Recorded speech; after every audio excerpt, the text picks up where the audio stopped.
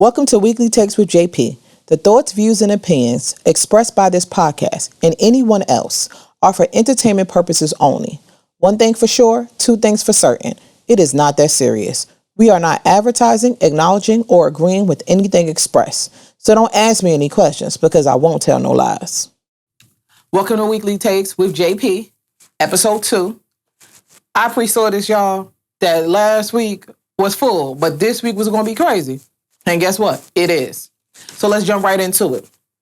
Aaron Carter, if anybody cares to know or even know who he is the lesser talented brother of the Carters. And when I say that, I mean Nick Carter, who's from Backstreet Boys. So that's his younger brother, who just recently died. We don't know how. I don't think they put out the statement on how he died, but neither here nor there. He died. And the reason why I'm bringing up his death, tragic, we lost life, yes. But what I don't like is the fact that his family is trying to eat off another dead man's name, i.e., Michael Jackson. Michael Jackson has been dead and gone for over 10 years now. And they have the nerve to bring up an old statement about this one time that Michael Jackson was in a room with him and it was inappropriate to sell Aaron Carter's biography. Nobody gives about Aaron Carter's life. He wasn't popular. He wasn't known. His brother was known. Now, write a book about Nick. We might be on it. You feel me? I don't like that they want to defame Michael Jackson's character furthermore, because we know that he sold 1 million copies this year. So I guess he's popping. He's irrelevant. So they figure if they grab his name, attach it to Aaron Carter's likeness in his books, they'll get sales. So that way they can afford their lifestyle after Aaron Carter's death and they can possibly afford his funeral. Which brings me to our next point. White folks. They are very strategic in how they plan for one's death, right? They'll have life insurance. And in this case, they'll have a gimmick in order to sell a product in order to cover these things. Whereas us, we'll do a damn GoFundMe. That shit ghetto. And it gotta stop. Like, let's be real. We can afford life insurance. If you can afford Jordans every time they pop out, you can afford $25 to $100 a month on some damn life insurance so you can have millions of dollars when they die. I'm sorry. You come to me and tell me your family member died and they got to go fund me. Will you fund it? I'm going to say, fuck no. That's what I'm going to do. No, absolutely not. Get your ass some life insurance. Get a product. Get a CD. Get a song. Get a t-shirt. I don't give a damn. Hustle. Figure it out. The other side do it. Why do you think you're above the system and how they do things? Sorry, I will not be giving no money to no damn GoFundMes for no damn funerals. Put that nigga in, don't even put him in a box. Ash that nigga and call it a day. Okay? Speaking of funerals, let's talk about it. Because you know what? In death, let's talk about it. Takeoff. I'm gonna go there. I gave enough time for the film degree, but shit gotta stop. We gotta talk about it. So I live in Atlanta, right? And boy, it was a shitload of people coming into the city to honor his death, right? So with that being said, a lot of people were more than honoring his death. A lot of people were getting clout off his death, okay? Should I run the list for you? We got Lebron dressing up like Takeoff, mimicking him. That's one. We got Justin Bieber performing at the funeral. Why? Because he was a feature on a damn song? Nigga, please. Justin Bieber ain't part of our culture. He ain't part of our community. Y'all going Justin Bieber just going to jump up. I'm going to perform. All of a sudden. We got State Farm Arena just even eating off his name. Let's be real. They want to throw a whole damn funeral in an arena. Why? We got 100,000 people coming in there to show support for the lesser member of the Migos. Y'all can act like he wasn't, but that nigga was left off bad and bougie and replaced with Little Uzi Vert. Let's be 100. Let's not front like that wasn't done. Then we got Offset talking about he started the flow for the culture. Where and how? Let's be real. You got the best flow at the Migos, and Quavo is the most versatile. What did Takeoff contribute? He was just basically a part of the group. Eating off y'all. I mean, y'all family, I get it. We all got to eat. I get it. Y'all threw them in. Cool. Okay. My biggest issue is that the celebrities are sitting out here putting up all these pictures. Oh, Takeoff this. Oh, I remember that one time, you know, we was together and you wouldn't say much. You had a blood in your mouth and I felt like that was cool. Or that one time I was a fan and I took a picture with you in an airport and, oh yeah, you were the best, bro. You had the best. Like, can we be honest? How that nigga died was on him. He was at a party gambling with average niggas. You got millions. You got famous celebrity. Why the hell are you gambling on the street, rolling dice with average niggas, and then arguing? And we're not going to get into what shot actually killed him, because I don't even believe, from what I heard, it was from the other side. It was in his own goddamn group. His own damn team of people let off fire and hit him. We ain't gonna talk about it though. We ain't gonna put no blame there though. Questionable. But we really gotta stop advertising all these celebrities coming into town. Okay, they gave him a prestigious, let me talk about this. The prestigious Phoenix Award. Atlanta gave him a prestigious Phoenix Award. And I didn't know what the hell it was. I was like, what the hell is that? I looked it up. It's when you give the most contribution to the city of Atlanta. Takeoff contributed to Atlanta? Did he really? Y'all tell me how. Because I live here.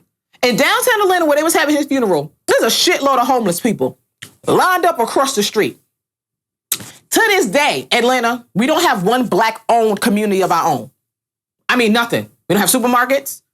We don't have no kind of malls. We don't have nail shops, none of that stuff. He contributed how? Even the hood he from, does he own it? Did he make the rent stabilize in the area that he grew up? Don't worry, I'll wait.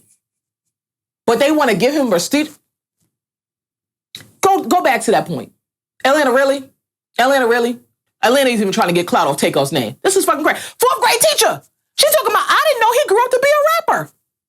Bitch, he been a rapper for damn near 20 years. She even trying to get clout. That shit is crazy, bruh.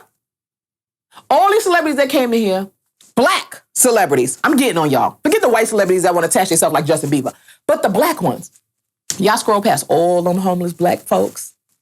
Y'all scroll past all these fucked up cities, all this fucked up, like seeing these messed up streets, all that stuff, seeing your same black brothers and sisters standing at the bus stop.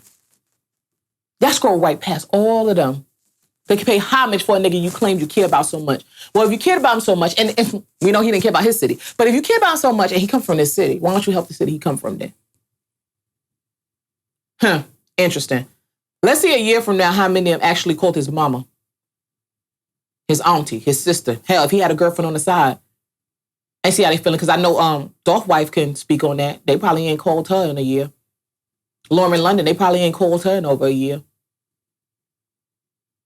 We got to do better.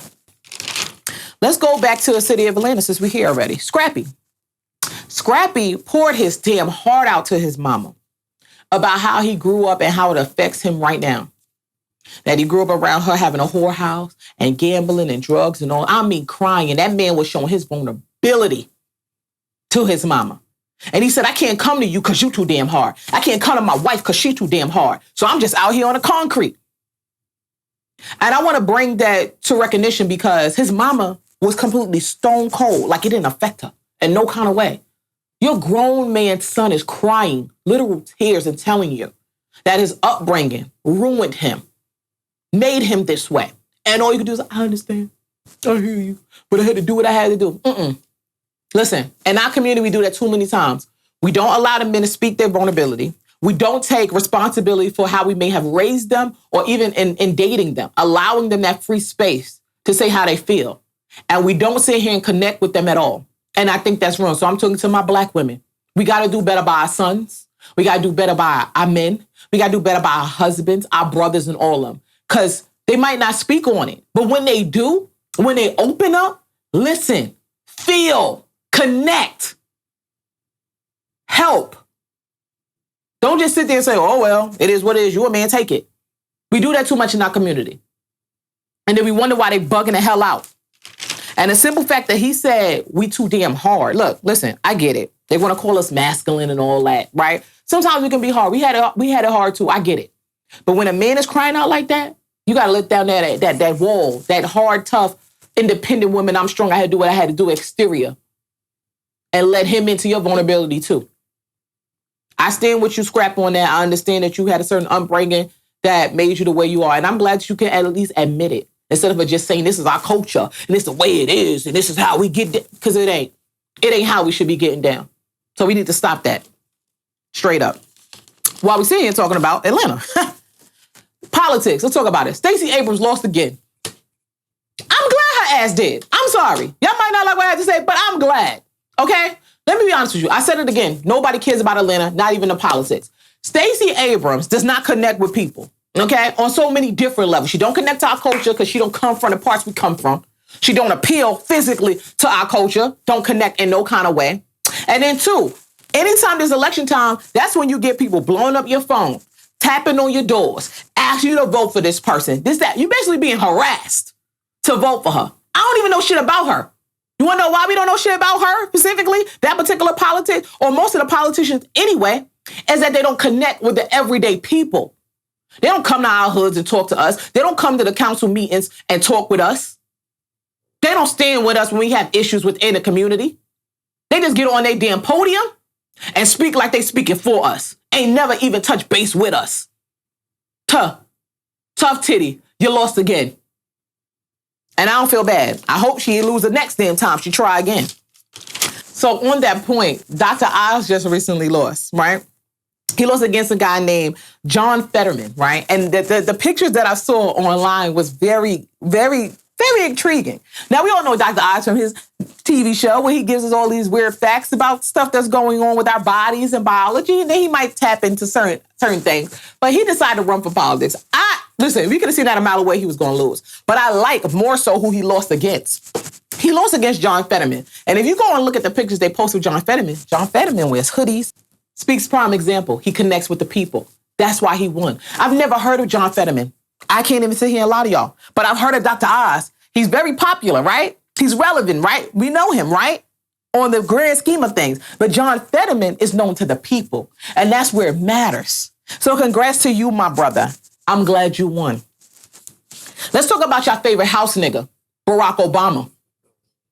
Sitting over here telling you, vote in a picture with Biden.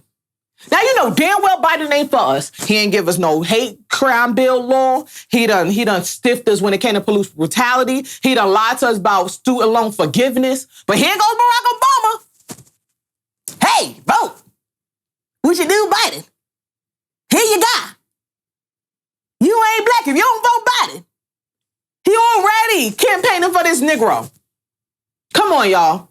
By now, if y'all haven't figured out that Obama was never for us, that should tell you right there. Y'all all pissed at Biden right now. Mad people have been evicted. He took away the stimulus packages and gave y'all more food stamps. And then made it strenuous with the food stamp program where you got to research every month. You didn't have to research until every 6 months. Now it's every month. You understand? And here go Barack Obama. That's my guy. He was never for us. And he continues to prove it to us.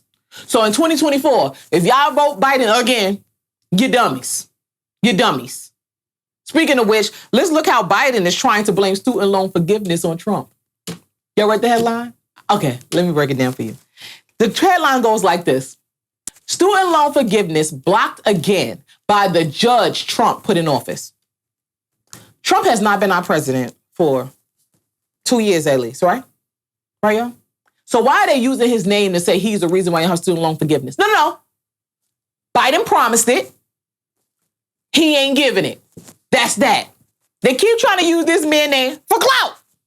Trying to blame everything on him. No, you're the president now. He's not. You won, right? You won. Right? It's on you. It's on you. They're afraid of him in 2024. Let me just give y'all a little bit of notion of what Trump been doing behind the scenes. Trump has been suing them for defamation. Trump has been suing them not to even speak during these lynchings, as I like to call it, with the January 6th thing. He's standing his ground. They have yet to hold him to any charges. They said once he was no longer president, they're going to bring up all these charges against him. What charges at, y'all? Seem like politics as usual. Talk about a lot of but don't never do nothing. Ain't got no damn results. He'll be running again in 2024. And more than likely, he'll be winning. Speaking of which, let's talk about how Biden said Brittney Griner, he's still worried about her. No, he said after midterm elections, we'll get back to her. Shorty's been sitting in a Russian prison. Do y'all even know that they have moved her and nobody knows where she is? But he cares so much about the midterm elections over her life. Somebody killed Michael Jackson. They don't really care about us. Wake up, bruh. Wake up. You're going to perpetuate the cycle. They don't care. Speaking of don't care, and that they out here trying to really kill us. I saw a headline where the police left a woman in the back of their car on the train tracks, and the train hit it. We have police leaving women in the back of the police car, jumping out, and let her get hit by train tracks. They're trying to kill us. Doesn't that sound familiar? Back in the 60s, 40s, 50s, they used to do that to people, put black people on train tracks and have them run over. You know what group that was? The KKK. They still exist. They just changed uniform. Went from white hoodies to blue hats and badges. That's a real headline. Go look at it. They're trying to kill us in any way possible. Different form of police brutality, huh? So with that being said, I'm going to move on to how they're really trying to come for us. There's a young lady named Pieper Lewis. I don't know if y'all heard her. Made her name because people are not talking about it as they should, right? Because I guess, like you said, when it doesn't benefit them, the names of people don't really matter. So she was a young girl who was recently sentenced to 5 years probation. Well, I want to say she took a plea deal for 5 years probation and paid $150,000 restitution to her victim's family. And when I say victim, I said that for a reason, because he really was a perpetrator. She is the victim. This young girl ran from an abusive home, trying to be free from that. Got scooped up by an older guy who started to trick her out. So she was sex trafficked. She was raped repeatedly by this guy double her age. One day, raped her repeatedly over a course of weeks, but this one particular day, raped her repeatedly. We don't know what he said to her to make her not leave that house when he was asleep. We don't know what he said to her during the rape. We don't know what kind of threat to her life there was. But what we do know is that she stabbed his ass several times and got up out of there. And then what the system do? Arrest her for murder. And see, in this state, they have a law on the books where if you're a victim of sex trafficking, you can use that as a defense for yourself. And you will not possibly do jail time, right? Because they try to protect victims, what she is. Not was, but is, still is, and continue to be. And instead, the prosecution pushed a plea deal on her to give her 5 years probation and $150,000 restitution that she has to pay back to the man who repeatedly raped her. Now, let's look at it. He already doubled her age. So even if it was a consensual sex, which we know it was not, he still should have been going down for statutory rape. They left that out. What happened to the guy who was sex trafficking her, the pimp? Left that out. No criminal charges against them, but yes, she has them. So she runs. The reason why I'm bringing it up because she runs. She runs from the program. Don't know what they was doing to her in there. Remember, this is a woman who has been tore up in the system. Left. So now, if they find her, which they have found her now, she faces up to 20 years for violating. 20 years for violating. Something she should have never even took a deal for. Where the fuck is Kim K? Anybody wondering? I guess because she's not married to a black man no more, black issues don't matter to her anymore. I guess that she's not really trying to be a lawyer anymore, going for the bar. I guess it doesn't matter to her anymore. How come nobody's speaking on her? She needs a retrial. She needs a redo. The system failed her. They're trying to get to us any way possible. And this is a prime example. Let's talk about the University of Kentucky. So I don't know if y'all saw the headline where there was a white girl who brutally attacked a black young girl, right? And it's a video out, and she went on her TikTok and she explained the whole situation. So I'm going to say several things on this topic. And I'm going to start with the roughest and toughest. We as black people got to stop being so damn weak. Stop raising our kids weak. Okay? Shorty never fought back, hit back, did nothing back. I saw the video. Okay? She was all in her rights to have self-defense and not be penalized because she's so scared because the system is against us, right? She did nothing. The hell? That girl was biting, kicking, spitting, calling her niggas to her face. Okay? She called for help and the management did not come down at all. Then when the police arrived on the scene, white girl, same said white girl, kicked, spit, violated the police.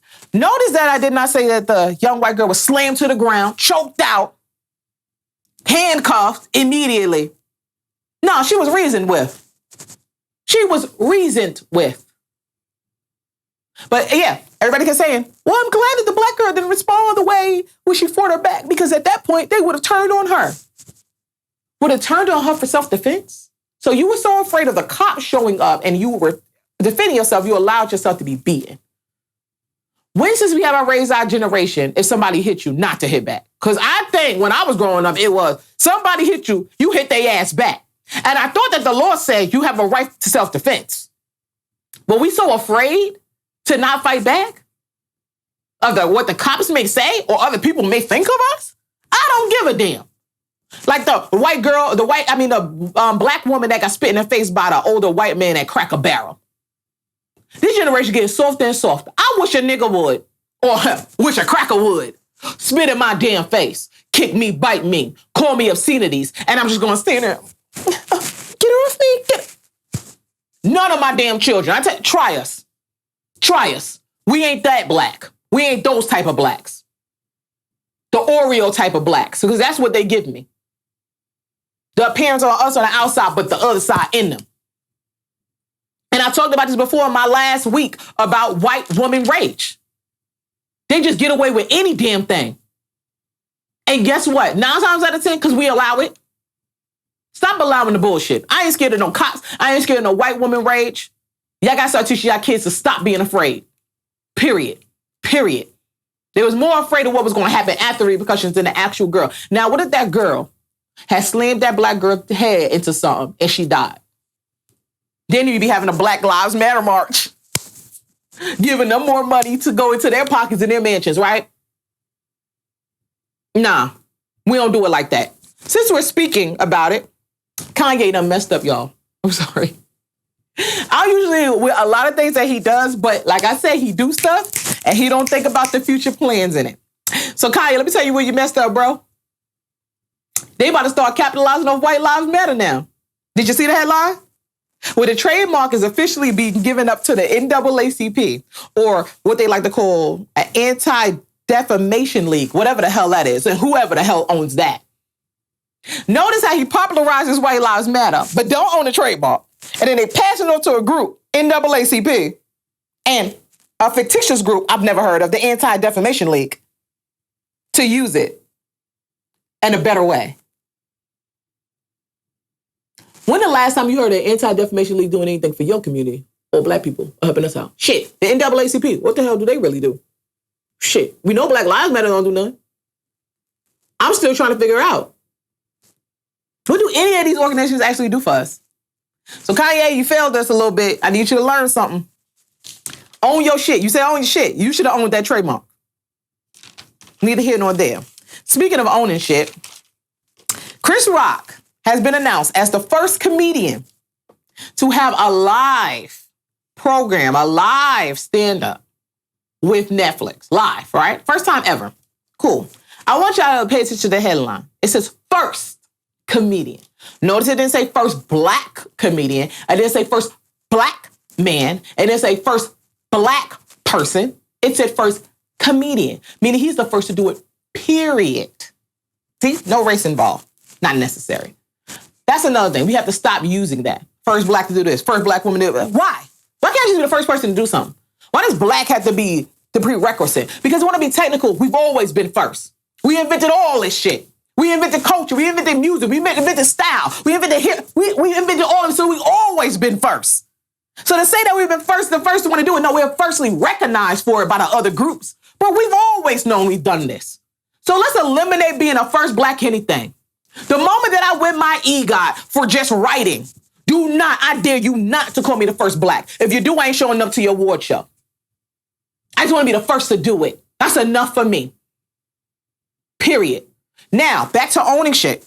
Chris Rock, please, I'm begging you. I hope, because it's probably a little too late to say this, you don't fall in the same trap that Joe Budden did. He brought an idea to Spotify to do podcasting.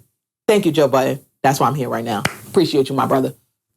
However, it was his idea. No, it's a black idea. First to do it.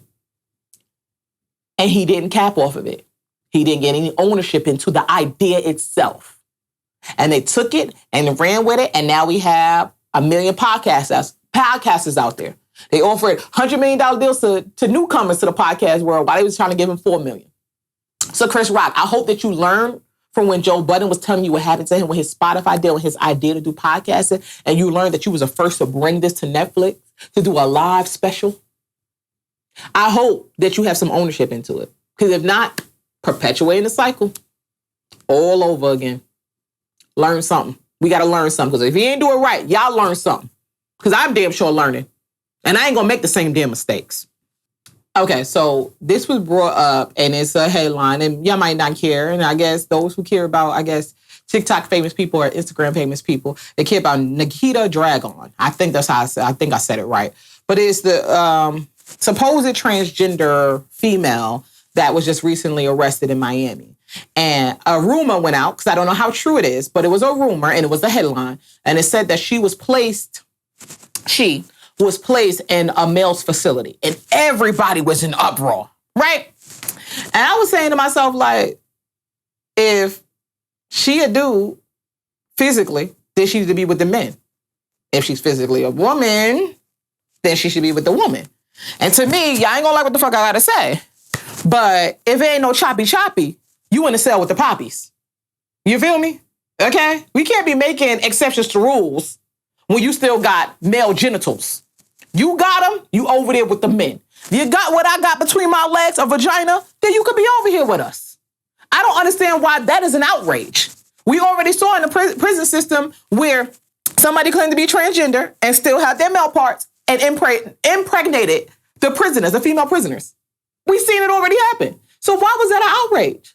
Nothing against the, Nikita person, but it is what it is. That's what you're supposed to be. Now, of course, they came back, and I guess they didn't want to seem like they were foul, so they came back with a statement saying that, oh no, she was set aside in her own personal cell away from everybody else. Wait, damn. So she gets special privileges? Where we know that gay men will be attacked. We also know that black men will be attacked by white men. All kinds of stuff. We don't get put in separate cells. Oh, they get a lot of special treatment. And I wonder why. We always wonder who's running the system. Hey, it's two groups that's running the system. We got the Jays and we got the gays. Am I lying? All right then. Let's talk about something else that came to mind. Y'all, I just got my nails done. Y'all know they was looking a little rough in my last couple of takes, but I got them redone, right? And I keep saying, we got to stop this ghetto ass mess. Now, I try to keep it cute and simple, right? But, nigga, they came out with Thanksgiving style nails. Shorty had the turkey, the gravy, the stuffing. She had the collard greens, the cornbread on the nails. And people was eating it up like, oh, she did. She ain't do shit. That's ghetto. It's ghetto. So what you telling me, basically, when she hungry and no more leftovers left, she gonna bite down? Y'all, we gotta stop this shit. This is why they be talking about us. Shit like that. Stop praising this bullcrap. On top of stop praising bullcrap and bad food, Bobby Shmurda just came to Atlanta. And he from New York, right? And I'm from New York originally, right? He came here and straight shit on Atlanta's Jamaican food. He was like, this is nasty. It's water in the rice. Like, what the hell is this? First of all, there was yams on the side of his plate. When the fuck did they sell yams in a Jamaican restaurant? Yo, Atlanta food is gross, y'all, but it ain't worse than New Orleans. I tell you that. They ain't got it, but New Orleans is nasty. Matter of fact, there's 149 on the list as we talk about headlines. 149 on the list as best foods. So that means technically they at the top of worst foods, okay? Y'all can say what y'all want. They ain't like it when I said the last time. Only reason why people think that New Orleans food is good is because they be casting spells on people. But I'm covered by the blood of Jesus, so they spell ain't work on me, and I can taste every nastiness they got. You gotta understand why their best food chain is Popeyes. Popeyes fried chicken. Y'all supposed to be making Creole and gumbo and all this good jambalaya. They don't even sell that shit at Popeyes. Hello, newsflash. New Orleans food is disgusting. Okay? In Atlanta, y'all gotta do better. Y'all supposed to be from the South. The best restaurant we had that was good Southern food was Gladys Chicken and Waffles. And I hate that she lost her restaurant. But that was the best Southern food Atlanta's ever touched. That really tastes like real Southern food. Atlanta sucks. Atlanta is definitely not a part of the culture when it comes down to the food. I give you that, Bobby Saverna. I'm with you, bro. I am with you. Something else that was mentioned that was not publicized. And I think it should have been, especially by us, because we all grew up watching Maury. We like Maury and the DNA test and all that stuff. And that was fun and cool. But there was another dude in his time called Jerry Springer. Now, Jerry Springer was popping. Jerry Springer even had movies, bruh. So he was like lit to our culture, right? Jerry Springer recently came out, and I want to say he had a coming to Jesus moment. Because he said hell's very hot, right? And he was mentioning this because he said that he feels like he destroyed culture and he wants to be forgiven for that. Now, we're talking about a white man admitting that has destroyed culture. When the hell is we going to admit that we destroyed our own culture as well? We got a whole white man taking the responsibility of destroying culture. We've been praising all his TV shows, thought it was great, but he is looking back and saying, I ruined it. I'm wrong. But yet, we're going to praise our rappers dying. We're going to praise our rappers talking about drugs and sex and murder. And they destroy culture every day. None of them take responsibility. They want us to sit here and, we got to stop killing each other. We got to stop doing this. Or we got to stop just moving on to the next, like Lil Wayne said about Takeoff. But nah, stop destroying our culture, bro. Y'all making women think it's okay to shake their ass all on the gram, married or not married. You understand? You think it's okay for the girls to say they be sucking on penises. I mean, there's a 15-year-olds basically sucking boys off in school. They having sex at 11 years old. Right there, having boys run trains on them. This is what our culture is producing, y'all. Nobody's taking responsibility at all. But a white man did. And y'all gonna be mad as hell that I said it. A white man took responsibility for helping ruin our culture. But I don't hear y'all talking about that. With all of the stuff going on in the news, Takeoff Steph and everybody profiting off of it, and all the buffoonery with the Safari and the Erica Menas and the Hazel E's and all the stuff that is irrelevant. Did y'all know that the biggest jackpot was just won by one single winner? Yeah. Y'all remember when they was talking about the Powerball being so huge? It had hit $1.5 billion. It was the biggest in history. And all the celebrities was jumping on board and everybody was promoting it and saying how many tickets they got and showing it to the world. And the poor people was getting mad like, oh, y'all got money already. Why y'all want to go after it? And it was so publicized. But the biggest jackpot in history just passed by our eyes like that. And you didn't even know what happened, did you? Didn't even know what happened. It got up to $2.04 billion. Meaning the winner who wins it, and after taxes, if he takes the full lump sum, gets $1 billion on minimum. Meaning overnight, he became a billionaire. You know, it took Jay-Z, 30 years to become a billionaire? It took this man one night to become a billionaire. None of y'all knew about it. And I'm going to blame our culture. Because the Shade Room, y'all made sure to post it all the time. Jackpot's going up, jackpot's going up, jackpot's going up. How come y'all ain't tell us this time? How come y'all kept the news quiet this time until they had a glitch in the system and then they had to run the numbers the next day? Then y'all spoke about it. But by then it's too late. Numbers already in. We didn't even know. Sound like they might have been in it for themselves. I bet you the Shade Room probably had a whole bunch of tickets. I bet you there's a couple of other people in our culture that had a whole bunch of tickets. They ain't tell us. Interesting. But guess what? They didn't win. They didn't win. It was one man. And I could be wrong, but I could almost guarantee he was white because the part of California he was in, and it don't sound like where black people be living at. You know what I'm saying? But that's a life-changing moment. Not for one individual, especially if that one individual has the right heart. That could change a community. That could change a community. And we wasn't even in on it. Distracted by everything else.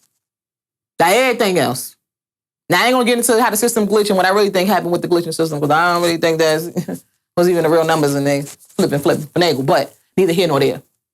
The point was made. Speaking of which, Chloe, I spoke about you last week, mama, with your song and you using Gunna's name for clout and all this other stuff, right? To promote this damn song that is still not doing well. So bad that you decided that you was going to take your clothes off and post your caption lyric to your song to try to further promote it. And then if that wasn't bad enough, I guess that didn't work either, because people called you out for it. And I guess that didn't work and make those numbers go up. You decided to do another form of takeoff. Go to the funeral and perform there. Interesting. Just cloud chases after cloud chases after cloud chases after. Girl, give it up. Get another single. Try something else. You didn't try to use Gunna's name, who's from Atlanta. Try to use Takeoff's name, from Atlanta. Just to make this song pop. The song was The Other Night, bitch. It's a new night. Please, and thank you. We want to hear something else. So, Kanye got a lot of slack for moving in the house across the street from Kim Kardashian so he could be near his kids, and y'all called him crazy. Oh, he just stalking that woman. He won't let her be free. Giselle done did the motherfucking same thing to Tom Brady, and I don't hear no uproar. White women can get away with murder.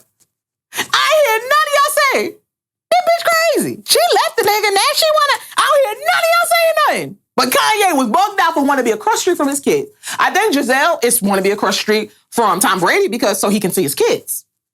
You see how that pans out? They're trying to still stay family. So there's nothing wrong with Kanye did, just like there's nothing wrong with Giselle did. But we pick and choose who we want to criminalize. I.e. Okay. Now, Farrakhan came out in support of both Kyrie and Kanye, which I respect, right? But in the same breath, I will say this. Farrakhan, we gonna call on you too. Where have you been for the community? I hear you. You're gonna put your lights on, your cameras, and you waited a good hot week to speak the right words. And they were powerful and they were great, and we're glad you gave support. But since we got your attention and you're here speaking on the situation, let's talk about it. Kyrie is losing his Nike deal. They have parted ways from him. Adidas has parted ways with Kanye. Even so much that they even are going to still use his shoe design without the Yeezy name and sell them. Y'all know that's bootlegging, right? You know that's called knockoffs, right? It's funny how they can get away with doing bootlegs and knockoffs, but if we do, our African brothers who be having a little swap meets, you know what I'm saying? Y'all know y'all go there and getting y'all Gucci belts and all that stuff. Did it? They going to prison. Or they getting deported. But these big ass companies telling you right in your face, oh, we going to use the shoes. And they ain't going to have his name. Don't y'all buy them damn shoes. They knockoffs. They fakes. We going to clown you. Since our coach like to do that. We see you with the Adidas versions of the Yeezys. We going to clown you. We going to say, what are those? That's what we going to do. All the kids in school, please do that if you see them doing it. Don't support it. Stop supporting Nike. Kyrie got a brand that clearly people was buying his shoe. And we know Kanye got a brand because everybody wearing everything he done put out. Y'all need to band together. Create your own line. Hell, call it Hebrews and Negroes. You feel me? And then we as people need to go buy it. And Farrakhan, while you sit here speaking, let's bring the Million Man March back. But better yet, let me tell you how to fix it and make it more effective. Million Man March. And I don't mean this 1 million to show up. That's just the title of it. It could be, when we say million, it could be 5 million, 10 million, 6. Let's go out in droves the same way y'all did when George Floyd died. And we have everybody banding together with Black Lives Matter in all kind of countries. Let's do that again with the Million Man March. But this time, when it's 5 million or 6 million coming together, every single person, I don't care if it's a child, who's 5 years old, if it was a 10-year-old, 15-year-old, a 30-year-old, 50-year-old, every person bring $1. $1. Every single one contribute $1. You know what that's going to be every time we do these Million Man Marches? That's going to be at least 1, 2, 3, 4, 5, 6 million, depending on how many millions show up, that we can do and bring together and build our own damn communities. That's a start. That's a start. Let's do that. Farrakhan, since you got all this power and your whole system is working over there, let's put it all together. Let's do that. Let's try doing that. Action. Not words. Action. So LeBron is trying to circle back. Talking about Kyrie should play. No, LeBron, we heard you the first time. You don't support him. You didn't support him. And maybe you were trying to knock him out the box because does LeBron have a deal with Nike? Am I wrong? Or does he? Sound like he don't mind if he loses Nike deal because that means more money for his pocket. He don't mind if Kyrie uses his Nike deal because that means more money for LeBron's pocket. But he still want to play for the slave system. Somebody didn't like that. I said it was still in the 400 years of slavery. We're still enslaved. But NBA is a slave system. Because when they said the whole bubble, we already knew. When they had the whole bubble situation, they wanted to get vaccinated. Kyrie stood against it. I ain't doing it. I don't care. I'll sit down. I won't play. I won't do nothing. LeBron was, what he was doing outside. Y'all get the vax. Y'all need the vax. Get the dicks. And then it was time to vote. What was LeBron doing? Vote Democrat. Vote the Democrats. Vote the Democrats. He's a little damn puppet. But he's okay. He wants Kyrie to play because he wants Kyrie still under the slave system that he's under. But notice he ain't speak on him losing his Nike deals. Anything like that. He didn't say he should still stay in the deals. Sound like self-preservation to me. Let's talk about it. Brothers against brothers, right? And that's that. Catch you next week for Weekly Takes with JP. It's truth with all love. Just playing, but I'm saying.